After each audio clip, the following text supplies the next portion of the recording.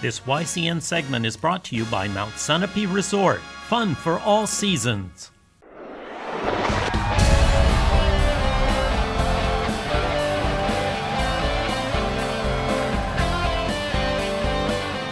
Welcome in, YCN Sports Talk, Jeremy Stout, and this week we have Rob Taylor in studio. Rob, thank you very much for joining me today.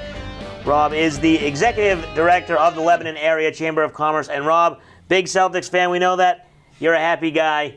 Big win in Game 2. Yeah, kind of a surprise. The Celtics are out to a 2-0 lead in the series, having held court at home, taking last night's game, which was just a performance. Got a few notes here. Celtics had 6 guys score in the double digits, where the Cavs only had 2 guys. Yeah. So it's a team effort. I'm really liking our chances, having taken the first 2. Yeah, winning 107-94 and down 7 points at halftime.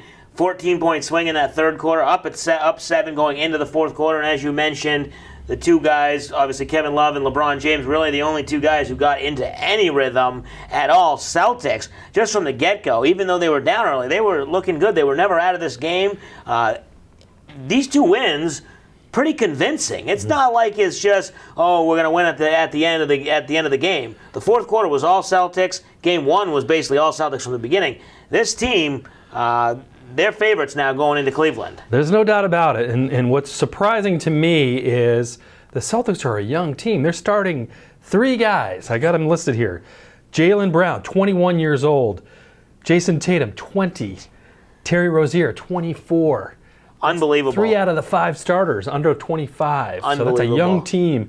And it shows if you watch the game, they're out hustling. Right. They're just out playing and out dueling. Obviously, LeBron's going to score a bunch of points no matter what you do. You could be hanging off the back of him, and he's still going to score. But it seems like the strategy that Brad Stevens and the rest of the team have come up with to kind of work him as hard as they can and literally shut everybody else down is really paying dividends at this point. And I'm liking our chances. Yeah, you mentioned LeBron. He kind of had an off night in Game 1, but last night in Game 2, 42 points, 10 rebounds, 12 assists. Basically, that's all you can ask from him. But you're right, when they shut everyone else down and they contest every shot, you talk about the hustle, and I think in the second half, there were only 2 or 3 shots that the Cavs had that weren't contested. I mean, and that's not like what you usually see in the NBA. You see a lot of ball movement and open threes and ball screens and a lot of isolation.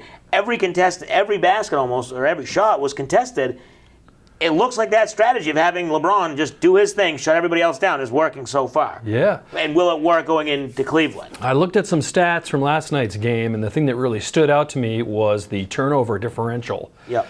Basically, the Celtics just were grabbing the ball away from the Cavs the whole night, and that comes back to pay huge dividends. Another big differential in last night's game in terms of stats was free throws. The Celtics were draining free throws where the Cavs were not. So between those 2 sort of parts of the game, I think that really was the difference, is the Celtics were playing defense, which they're known to do, and really just making it tough on the Cavs and, biding their time, getting their shots, and working hard. I mean, you watch those young kids play and run and jumping into the stands. I think there was a play last night where Rozier was jumping into the stands. I mean, it was impressive win. No yeah, doubt. I mean, it's a great team effort, and that's like you said, they've got a lot of guys who are team players. You saw Al Horford have a big game, a great defensive game, stepping into the passing lane a couple times. Then you see Marcus Smart defending Horford when he gets pushed by J.R. Smith. I mean, this team is really galvanized together, and it's really brought on by one head coach, Brad Stevens, and he says it's silly to give him credit for what this team has done. But you got to give him a lot of praise and a lot of credit for what's happening. Yeah, I mean, just kind of cracking a little joke here. It's Brad Stevens for president in 2020. Right. He is the man, and I'm getting the feeling from him. He's just got it all together. He's the kind of guy you want leading your organization. I think we can all learn a lot about how to conduct ourselves by watching Brad Stevens, and so I think he does deserve a lot of credit. It's clearly they're one of the best coach teams in the NBA. Although the guy that won Coach of the Year for Toronto actually loses his job, which just blows my mind. Right. He had the best record in the East, and he's gone.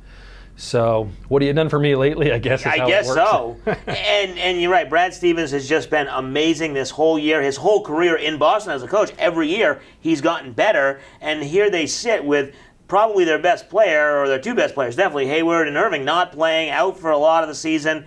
And they're on the doorstep, basically, 2 wins away from the NBA Finals. Now, that's going to be a challenge. We'll make our picks for Game 3 later in the show. They go back to Cleveland. It's going to be tough. But right now, we're happy. Celtics up 2-0 in the conference finals. So, lots to play there. Also, on the western side, we have the Cavaliers and the Rockets. We'll talk about that when we come back. You're watching YCN Sports Talk.